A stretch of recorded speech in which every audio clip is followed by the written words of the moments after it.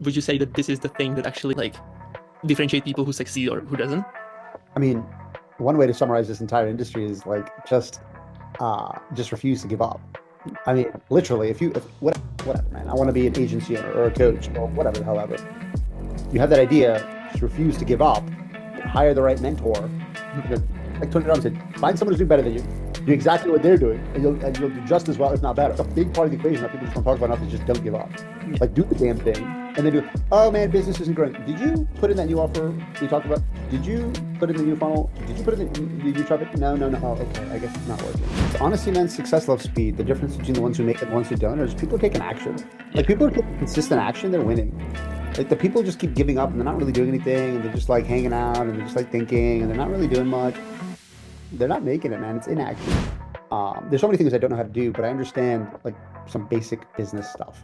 Mhm. And I mean, really, the main three things you need to knock out of the park is your offer, funnel, traffic. These are the core three things. And by the way, like we build a lot of that for you. That's what I offer people that offer them that kind of system where we build it for you. Yeah. And it's not that hard. I mean, I'm not trying to say like, oh, it's easy. Your grandmother can do it. It's 90% mental. If you're mentally in a good spot and you're like a confident person and you're mentally sharp and you've had some success before or all find success, I think people just don't understand. Like you can literally start an online business in a matter of days. Hey, what's up, everybody? Welcome back to the show. Today's guest is the founder of the Make More, Give More movement, and his clients have generated over 100 million in revenue, many starting from scratch. He's the guy behind some of the most powerful lead magnets in the game, helping entrepreneurs attract, convert, and give back in a big way. Excited to have him here. Welcome to the show, Akbar Sheikh. Hey What's up? man, good man. Thanks for having me. I'm excited to do this with you. Amazing. All right, so I would love to start with let's go back into the beginning when you were growing up. What did success mean in your world? I think the show is called Brainwashed to Poverty, right? Brainwashed to be broke. Yeah, Brainwashed to be broke. Yeah. yeah. I was not brainwashed to be broke in the sense that I mean, my dad definitely brainwashed me, but definitely brainwashed me to open a business. Really? Yeah, yeah, yeah. He did such a good job brainwashing me that I never even thought of anything else. I mean, obviously, as a kid, you dream of certain things, whether it's like being a wrestler or an actor or something, but um, I was never passionate about any of that. Yeah, yeah, no, my dad always brainwashed that you're going to be in business. Business is the best.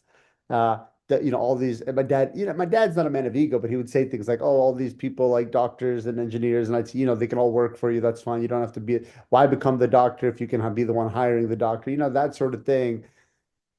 But he was not. He's not. My dad was not a money guy. Mm, Uh, my dad made a lot of money hmm. at times, and he actually a little bit kind of like Warren Buffett in the sense that I think Warren Buffett stayed in the same kind of regular three Hmm. bedroom, 1,000 square foot house. That I think it's a $300,000 house or whatever. I think he's been there since the 80s or something like that. So you grew up in entrepreneurship family, right? Yeah, Like, my dad's the okay. same. He Okay. he he still lives in that house. Mm, Uh, so yeah, no, it was never about the money. mm, It was about Well, the truth is, if you want, it wasn't about the money. I think it was just about building, you all right. know. Mm, Was the vision crystal clear? Kind of. Um, kind of, but it was more about the passion of just building something. interesting. So basically, you've been already from the beginning, like raised by him, like a little bit different way than most of the people, I would say, right? Uh, Yeah.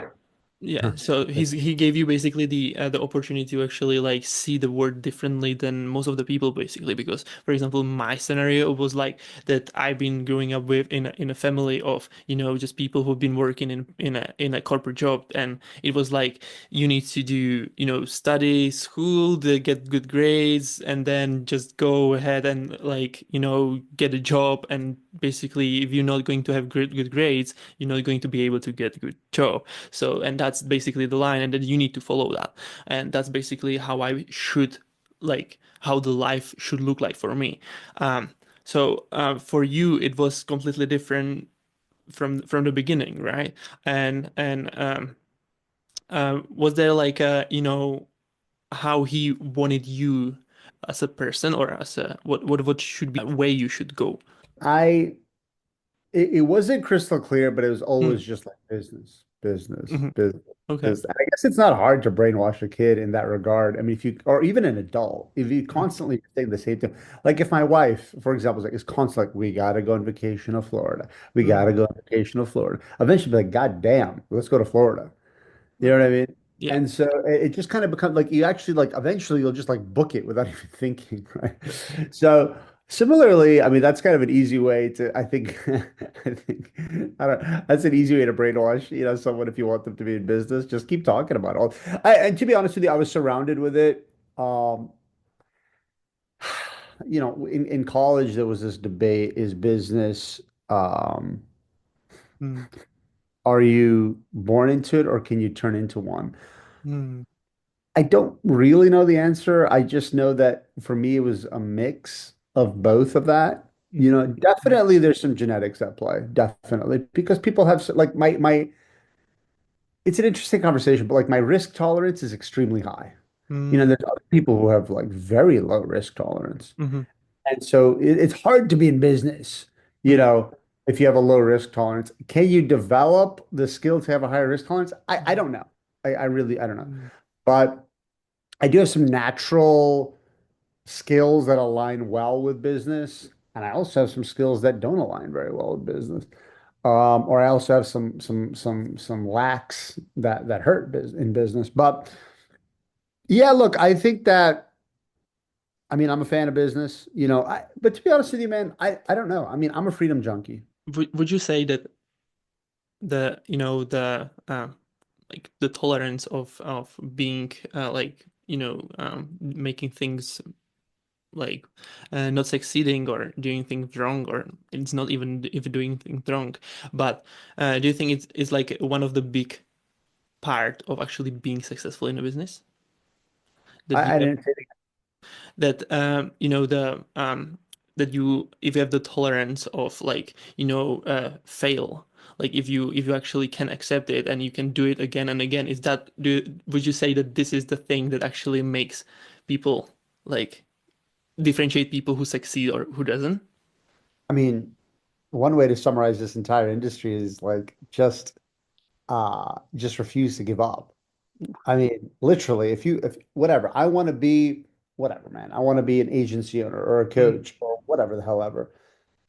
You have that idea, just refuse to give up, right? Hire the right mentor. mm, You know, like Tony Robbins said, find someone who's doing better than you, do mhm, exactly what they're doing, and you'll do just as well, if not better.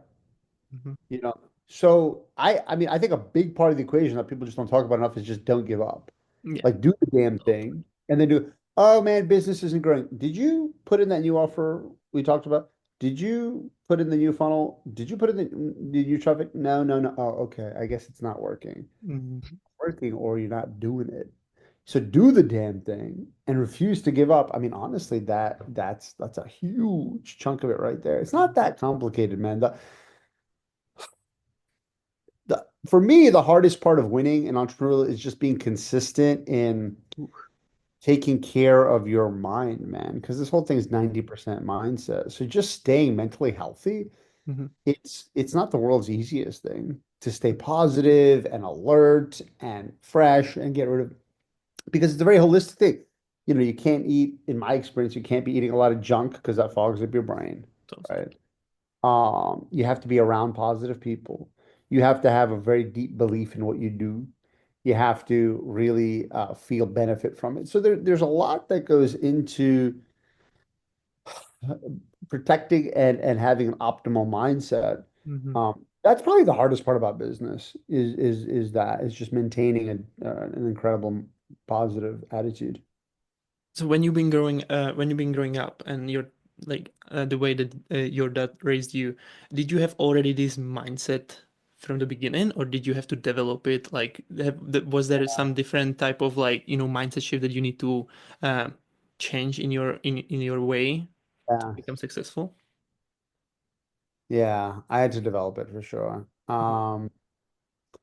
I mean, I didn't really mature in life until later. I had a lot of immature thoughts. And I still see adults who are older than me that have immature thoughts. Mhm. Um, and how do you do that? I mean, for me, it was a pretty holistic transformation where I had to actually became more spiritual. I became healthier. I got good mentors. Um, and it helps that, I think my childhood was tough, but it also was helpful. Mm, In that regard. I mean, I see some people like, they've got big scarcity mindset issues, and that comes from youth, there's some youth trauma. mhm, Um, and so like I really think it's important, it's not your fault, like if you have some childhood trauma, mhm. Yeah, but those. if you're yeah, but it's your fault if your kid has some childhood trauma. Mm, So like you don't want to repeat that. It's like I see people repeating that cycle. I knew them when they were kids, and now I see the way they're treating their kids. I'm like, damn. Like you were raised in a pretty scarcity set environment, and now you're providing that for your kids, and that's pretty messed up. right. Actually, it's a good reminder to me to talk to them more about that, Mm. you know. When you said that your child was tough, it was because of like the way that your dad raised you, or was it like that, or people like you've been seen differently in front of other people, your friends, or like what was like the childhood that why you mentioned it was really hard for you, like. No, there were parts that were hard, and there were part, I mean, well, for me, it was a little different. So I grew up in Connecticut, which, is Mhm. a small state next to New York, and the area I grew up in was like 99.9% white, and I was kind of the only kid of color at my school, and that was not easy. Um, more so I came from a conservative family. So, we're the type, we're the conservative family where we don't really like, you don't, there's not a great concept of like, it's a different, it's a more conservative. We were not like a party at that time. We're not like a party family or like, well, Right. let's do a bunch of dating with girls and let's party and, and all this sort of stuff. And that's the normal culture. And, it was hard to fit in because, it was like a lot about that, like, like partying and that sort of girls and that sort of stuff. And, I came from a family where it's like, no, you focus on school and stuff. And then like, when you're ready to get married, then you can Mhm. like, d deal with girls. Um, and that's also, frankly, not a cultural thing. That's a religious thing. And truthfully, that's kind of a religious concept Mhm. in all major religions. It's just that nobody listens, Right. or a lot of people don't listen, unfortunately. Um, and so that was the tough part about growing up, Mm. just being around people who um, were a little different. Mhm. Also, I mean, it's a little deeper than that too. I mean, um, the good parts were like for example, sorry, I was just thinking about this yesterday. Like my dad, I mean, I used to watch wrestling as a kid. I occasionally watch it now still, actually. And like I remember my dad was like, we were talking about something wrestling. I was like, oh, it'd be so cool if I can go inside the ring with like Hulk Hogan. And my dad's like, oh, why didn't you say so? We'll make it happen. Yeah. And I mean, we never did. But that was my dad's attitude that like anything's possible. Where I think your average 9 to 5 guy would be like, no way, impossible. Like, you know what I mean? To my dad, because he's like, creative, businessman, visionaire kind of guys, like Mhm. anything's possible. I remember he's like, I was building a race car, I was in Boy Scouts. He's like, oh, you should have told me we'll go to like what the hell is it called? We'll go get like a workshop and we'll build your race car. I was like, really? Like to him, anything was possible. Do you know what I mean? Yeah. Um, and and the truth is, and this, I'm not trying to turn this therapy into like this podcast into a therapy session, but it is like a big regret of my life for sure. I mean, it was really sucky because Mhm. my dad and I and my other brother kind of had opposite energies where he's like, because he was mature, we were not. You Mhm. know, he was experienced, we were unexperienced. He was like very positive, and we were not. We were negative. He's Mhm. like, yeah, we can do this. I'm like, no, we can't. And I feel so terrible about that because I mean, it must have been sucky to deal with us Mm, because like I hate dealing with negative people and like right. just the other day I was telling one of my team members, he's like, "This is going to be hard." I'm like, "Bro, I don't want to hear hard. Either we can do it or we can't do it. And if we can't do it, that's fine. You know, Yeah. there's lots of things So to good. do. Either we're going to do it or we're not going to do it. And I don't want to hear it's hard and oh my God, like forget about all that. Either we're going to do it or we're going to love it or we're not going to do it. Hmm. You know, so I don't really tolerate a lot of negativity around me. But we did give a lot of negativity to my dad. It is depressing. I try not to even think about it. But you know, Yeah, it's totally. Yeah. So, and when you started actually entrepreneurship journey, have you been like right to like start helping serving people, or have you been actually doing like, for example, part-time job and then you've been like moving from corporate to entrepreneurship? no, no. I never really had. I never had a real job. Ooh, I just, I'm not wired for it. You right. know, I'm, Yeah. I'm a freedom junkie. I like to just do my own thing. Wow. I'm spontaneous. Hmm. For example, if I like, oh, my mom's having like a little birthday party. Okay, I want to go. Hmm. And they're like, oh, you have to work tomorrow. What are you talking about? Like, that doesn't register with me. Yeah. Yeah. Like, you know what I mean? Like, I'm like, huh? I guess again, because I grew up like, not in that environment where it's Mhm. like, if my dad wanted to come to my baseball game, he could. Like, I just went to my kids' play just now. There were parents who were not there. They were at work, and I was there. You know what I'm saying? Yeah. So I'm not saying like it's all like roses. Like there's definitely downfalls to it, but I'm just too big of a freedom junkie to Mhm. have. And plus, like sometimes I'm like, I want to sleep in today. I don't want to get up and go to work at 7 in the morning. Right. Like I don't. So I'm not able. I'm so bad at it that I don't even know how to interview. I actually went to a lot of interviews. I never even got hired for Wow. any job. Yeah, yeah, yeah. I went to a lot of interviews and apply. Well, I shouldn't say a lot. I went to a number of interviews. I applied for a lot of jobs. Don't even know how to write a resume properly. Don't even know. It's just the energy for my resume, I think, is off. And then when I was interviewing people, one guy told me, it was funny. He's like, dude, he said it without saying it. And I think it was Target. He's like, how high do you want to go? And I'm like, dude, I want to be, I want to be the CEO or whatever, right?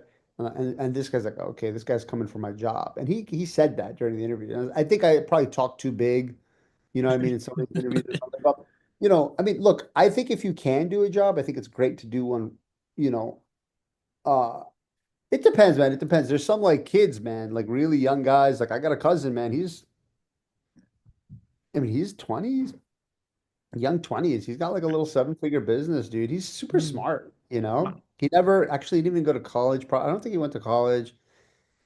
He's just really smart. He figures it out, you know? He reads, he's That's smart. yeah, that's real interesting because the way that everybody is like, are raised and they don't even think that this is even possible to actually Yeah, go and do something like that, you know what I mean? Like there are like people just they're taught to be just average, being just too easy to be controlled and just yeah.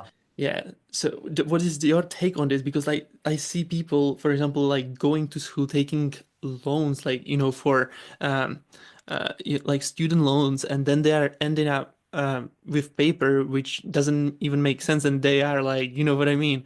What is your take on this? I don't know. I don't know if to that. The only thing, and I was funny, I was at a gathering last night. We were watching a basketball game. That's another thing too, right? It's like, um, we were watching a game and they were all like, I think corporate people. No, there were a couple of business people. And I was just like,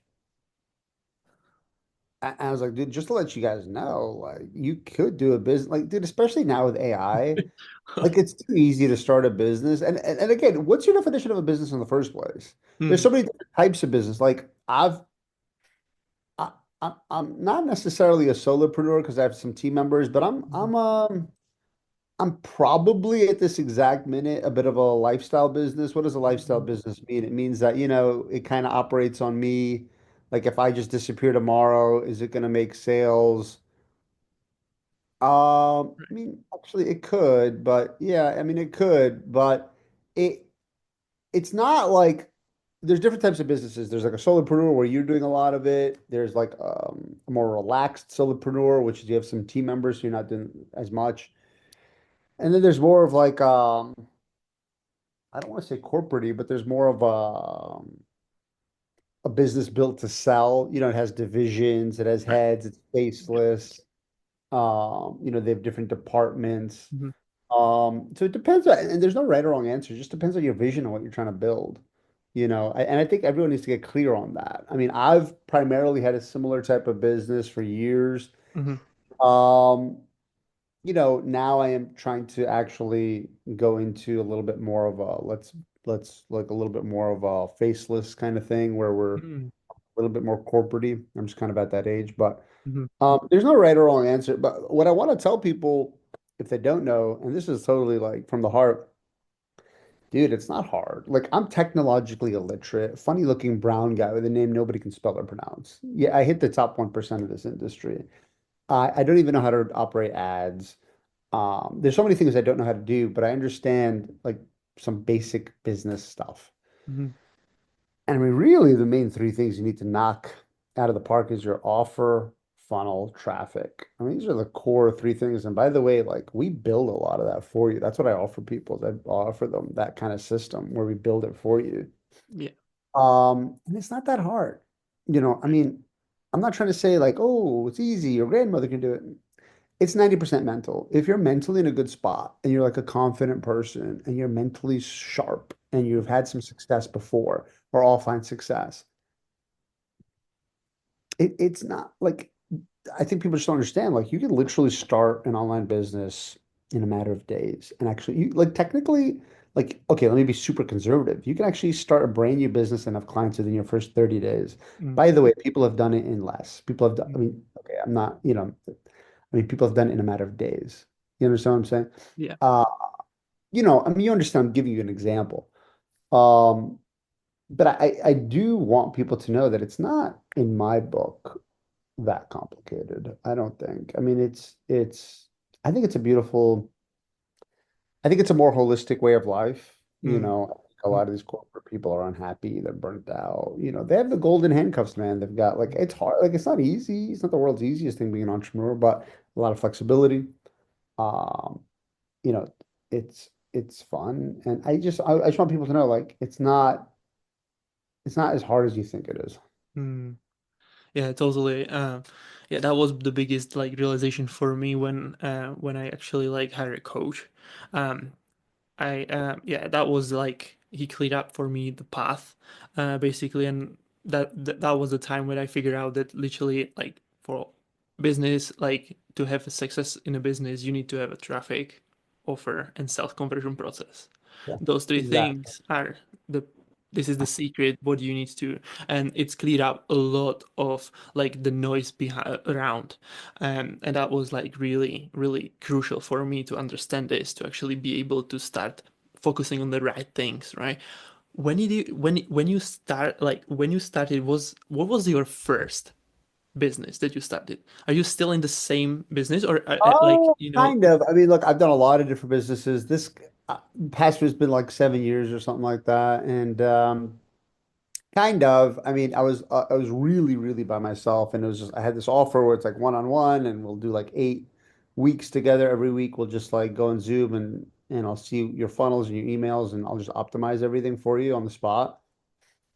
And then I moved into like more of I think I had like a mastermind, and then I had like a done for you like funnel agency, and then I did like group Mhm. coaching for a while.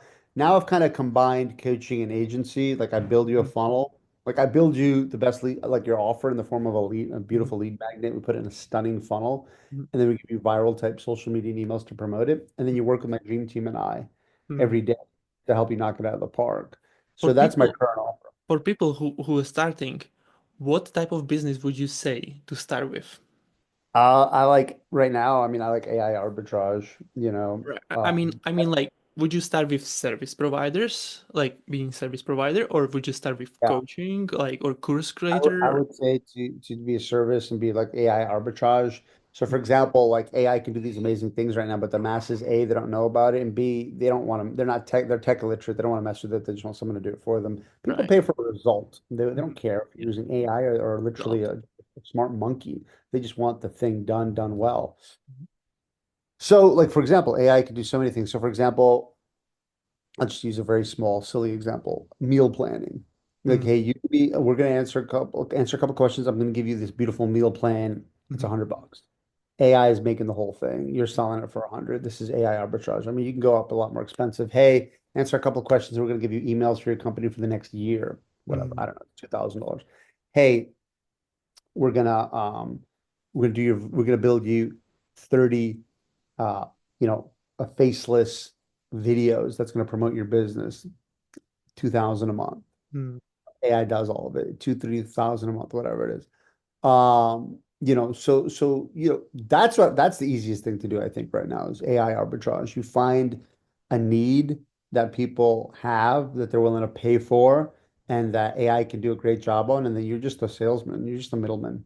Your job is just to get a lot of sales, have a project manager, have AI fulfill it. I mean, we've been doing that for a minute. It works really well. mm.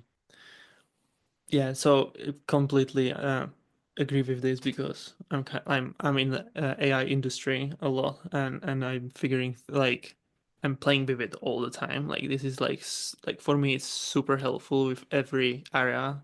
So it's not even like going to Google anything like anymore. It's just like literally AI. It's you can like this system or this tool gave us like there is not anymore like lack of informations.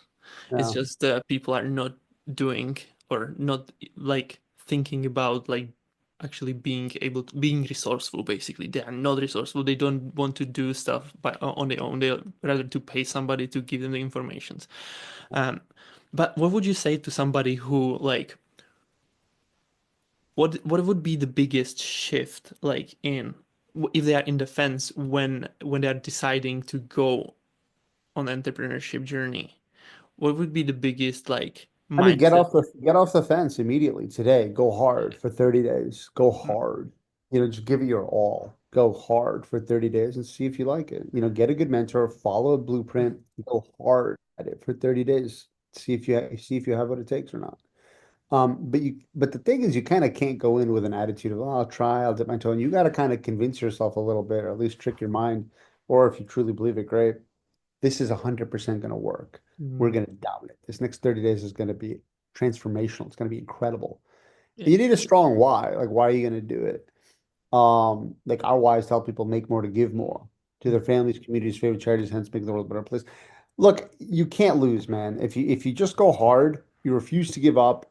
Like this stuff's been working since day one of internet marketing. So like why it works. It's proven. It's a fact. You understand what I'm saying? It's not like we have all of us who've made it have some secret software that we're not telling you about, right? That right. makes it work. It's nothing like that at all. There's no secrets in this industry. Zero. Zero.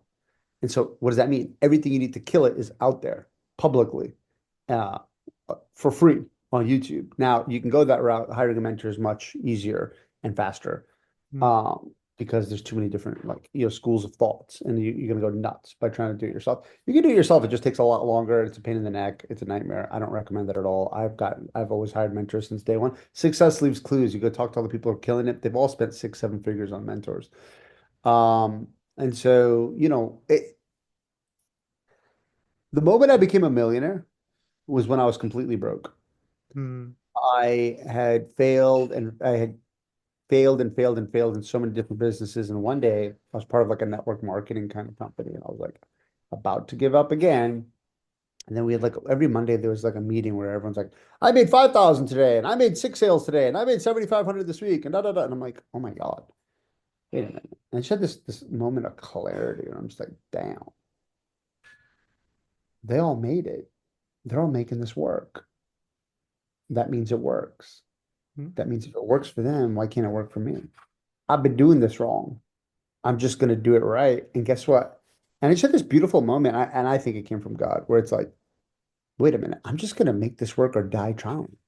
Of course it'll work. Why wouldn't it work? It's working for all these people. Why wouldn't it work for me?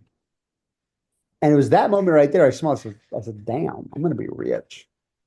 And like almost immediately, I made my first ever $500 sale. Then I had like $1,000 month, $5,000 month, $10,000 month, $20,000 month, on and on and on.